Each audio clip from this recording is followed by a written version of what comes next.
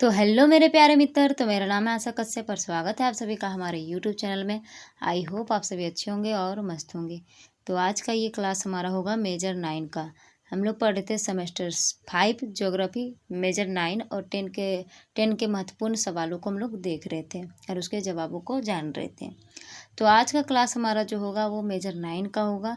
तो चलिए क्लास को स्टार्ट करते हैं। और अगर आप हमारे चैनल पर नए हो तो प्लीज़ चैनल को सब्सक्राइब कर लें और वीडियो अगर अच्छा लगे तो प्लीज़ वीडियो को लाइक कर दें और अपने दोस्तों के साथ भी ज़्यादा से ज़्यादा शेयर कर दें। तो चलिए देखते हैं आज का हमारा क्वेश्चन क्या है। और ये क्वेश्चन जो है 22-26 वाले जो स्टूडेंट थे इसके पीछे उसमें पूछा गया था और एक इम्पोर्टेंट क्वेश्चन है। ठीक है, तो चलिए हम लोग जानते हैं। इसमें हम लोगों को जनजातियों के बारे में पढ़ना है। तो करीब हम लोग को 4 से 5 जनजाति के बारे में इसमें पढ़ना है। तो हम लोग सभी के बारे में जानेंगे एक एक करके। तो आज हम लोग का जो जनजाति है वो है एस्किमो जनजाति। तो चलिए इसके बारे में जानते हैं। एस्किमो के निवास स्थान, अर्थव्यवस्था एवं समाज का वर्णन कीजिए। यानी कि वो कहाँ रहते हैं, उनका अर्थव्यवस्था कैसा है, वो किस चीज़ पर निर्भर है और समाज के बारे में बताना है। तो चलिए इसके बारे में हम लोग पूरा डिटेल में जानेंगे। तो उत्तर क्या है, पहले हम लोग परिचय जान लेते हैं कि एस्किमो जनजाति जो है वो कौन है, कहाँ रहते हैं, ये सब। ठीक है, तो एस्किमो जनजाति जिसे इनुइट, यूपिक और कलालिट भी कहा जाता है, ये उत्तरी ध्रुवीय क्षेत्र में रहने वाले स्वदेशी लोगों का समूह है। ये लोग ग्रीनलैंड से लेकर साइबेरिया तक उत्तरी परिध्रुवीय क्षेत्रों में रहते हैं। यानी कि अगर जगह का नाम अगर पूछा जाए, उत्तरी परिध्रुवीय क्षेत्र में रहते हैं तो कौन कौन सा जगह आ जाएंगे, जैसे हो गया कनाडा, संयुक्त राज्य अमेरिका, रूस, डेनमार्क, ग्रीनलैंड, ये सभी जगह। ठीक है, आगे है एस्किमो का अर्थ होता है कच्चा मांस खाने वाला। इनकी पूरी अर्थव्यवस्था आखेट पर निर्भर करता है, यानी कि शिकार के कार्य पर इसका जो अर्थव्यवस्था है वो पूरी तरह से निर्भर करता है। और एस्किमो का जो अर्थ होता है वो क्या होता है, जो कच्चा मांस खाता है। आगे है एस्किमो के निवास स्थान, अर्थव्यवस्था एवं समाज का वर्णन हम निम्नलिखित रूपों में कर सकते हैं। तो पहले हम लोग निवास के बारे में जानेंगे। पहला हमारा है निवास, फिर अर्थव्यवस्था के बारे में जानेंगे, उसके बाद समाज के बारे में। तो चलिए जानते हैं। पहला है निवास स्थान। क्या है इसमें, एस्किमो उत्तरी ध्रुवीय क्षेत्र में निवास करते हैं। इनमें ग्रीनलैंड, अलास्का, उत्तरी कनाडा और साइबेरिया शामिल है। कुछ देश जो है प्रॉपर उसको याद कर लीजिएगा, जैसे लैंड हो गया, ग्रीनलैंड हो गया, अलास्का हो गया, उत्तरी अमेरिका हो गया। ठीक है, तो ये सभी चीज़ों को आप लोग याद कर लीजिएगा। ठीक है, कुछ कुछ देशों के ना कि क्वेश्चन ऐसे पूछ सकता है कि एस्किमो के निवास स्थान के बारे में बताएं, या फिर एस्किमो के निवास स्थान कहाँ है वो लिखे 1 नंबर में।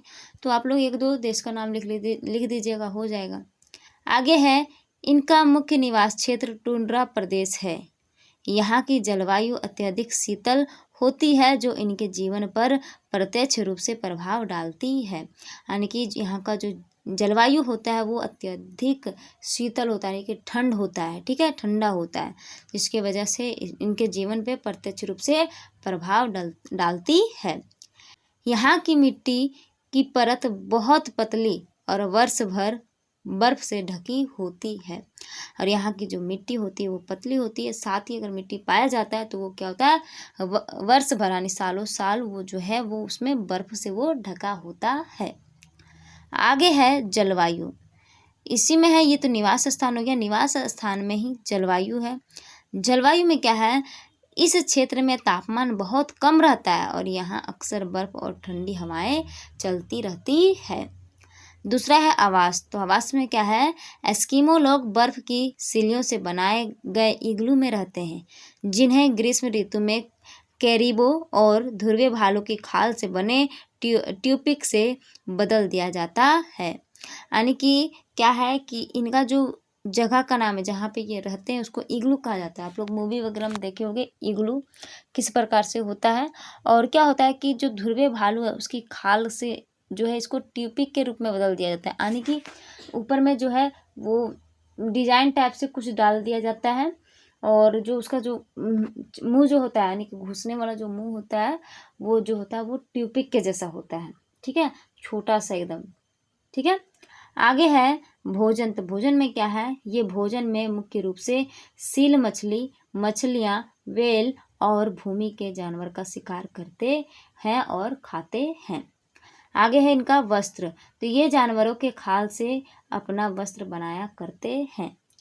आगे है शारीरिक संरचना, तो क्या इसमें इनका रंग भूरा, चेहरा गोल, आंखें काली और छोटी, नाक चपटी, दांत सफ़ेद व मजबूत होते हैं।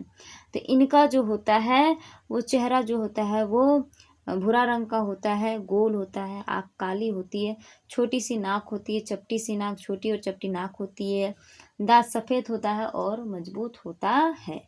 आगे है इनका अर्थव्यवस्था, दूसरा क्या है अर्थव्यवस्था। हम लोग निवास स्थान के बारे में जाने, अब हम लोग जानेंगे अर्थव्यवस्था के बारे में। तो अर्थव्यवस्था में क्या है, एस्किमो जनजाति की अर्थव्यवस्था मुख्य रूप से शिकार, मछली पकड़ने और संग्रहण पर आधारित है। यानी कि इनका जो जीवन है वो किस प्रकार से चलता है, तो ये मछली पकड़ते हैं, मुख्य रूप से शिकार का कार्य करते हैं और संग्रहण करते हैं, यानी कि भंडारण का कार्य करके ये अपना जीवन यापन करते हैं। आगे है मछली पकड़ना, इसी में क्या है अर्थव्यवस्था में ही मछली पकड़ना। तो एस्किमो मछली को एक महत्वपूर्ण भोजन स्रोत के रूप में भी इस्तेमाल करते हैं।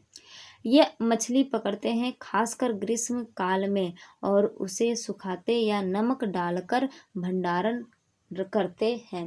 जैसे हम लोग अचार का करते हैं ना भंडारण, काट उट के नमक वगैरह मसाला वगैरह डाल के, उसी प्रकार से इन लोग क्या करता है, तो इन लोग तो मुख्य रूप से ये लोग ग्रीष्म काल में ये मछली पकड़ते हैं और साथ ही क्या करते हैं, ये मछली को सुखाते हैं या फिर उसमें नमक डाल देते हैं और इसका क्या करते हैं फिर भंडारण करके रखते हैं। आगे है पारंपरिक कला और शिल्प, इसमें क्या है, तो एस्किमो पारंपरिक कला और शिल्प में भी लगे हुए हैं। वे चमड़े और हड्डी से बने कलाकृतियाँ, औजार और उपकरण बनाते हैं जिनका उपयोग विभिन्न उद्देश्यों के लिए किया जाता है।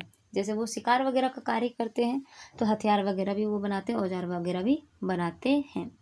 आगे है तीसरा सामाजिक संरचना। सामाजिक संरचना जो तीसरा है सामाजिक संरचना, इसमें क्या है, इनके समाज की संरचना परिवार और समुदाय पर आधारित है जिसमें सामाजिक संबंध और सहयोग एक महत्वपूर्ण भूमिका निभाते हैं। यानी ये मुख्य रूप से समाज से जुड़े हुए लोग रहते हैं, ठीक है, और एक दूसरे का सहयोग करते हैं।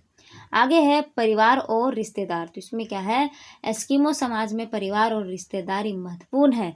वे अक्सर विस्तारित परिवार के साथ रहते हैं जिसमें दादा दादी भाई बहन सब शामिल होते हैं, ठीक है, एक बड़ा सा परिवार में उन लोग रहता है जिसमें सब कोई शामिल होता है, दादा दादी भाई बहन सब, पापा मम्मी सब रहते हैं। आगे है समुदाय, तो समुदाय इनका कैसा है, तो एस्किमो समुदाय भी सामाजिक जीवन का एक महत्वपूर्ण हिस्सा है। वे अक्सर एक साथ रहते हैं, एक दूसरे को जानते हैं, मदद करते हैं और उन पर विश्वास करते हैं।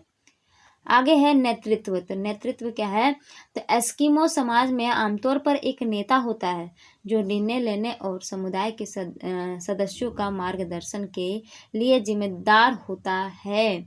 यह नेता आमतौर पर एक अनुभवी व्यक्ति होता है जो समाज के मूल्यों और परंपराओं को अच्छी तरह से जानता है।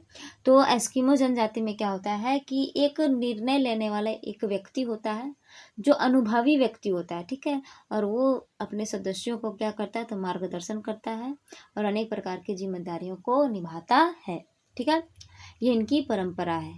आगे है निष्कर्ष, तो निष्कर्ष में क्या है, तो निष्कर्षता हम कह सकते हैं कि एस्किमो जनजाति एक जटिल और विविध जनजाति है जो अपने परिवार, आवास, समुदाय, परंपरा और समाज को एक महत्वपूर्ण हिस्सा बनाते हैं। वे अपनी संस्कृति और जीवन शैली के लिए जाने जाते हैं जो प्राकृतिक संसाधनों के साथ जीवित रहने के लिए अनुकूलित है। तो ये इसका निष्कर्ष हो गया। निष्कर्ष रटने की कोई आवश्यकता नहीं है, जो आपको समझ में आया उसको आप छोटे में मतलब छोटा से लिख दीजिए, ठीक है।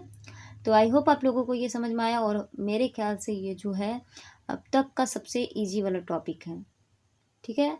क्या लिखना है, हम लोग जिस चीज़ से रिलेट करते हैं, ठीक है, टॉपिक को याद कर लीजिए। जगह इनका मुख्य जो है सबसे ज़्यादा खान पान, जगह वगैरह, क्या खाते थे, क्या पहनते थे, ठीक है, ये सभी चीज़ को याद कर लीजिए। इन लोग का घर कैसा होता था, तो इग्लू, आप लोग मूवी वगैरह में देखोगे इग्लू, ठीक है, तो इग्लू इनका घर होता था, ठीक है, और बहुत सारी चीज़ें हैं इसमें जो आप लोग रिलेट कर पा रहे होंगे, ठीक है।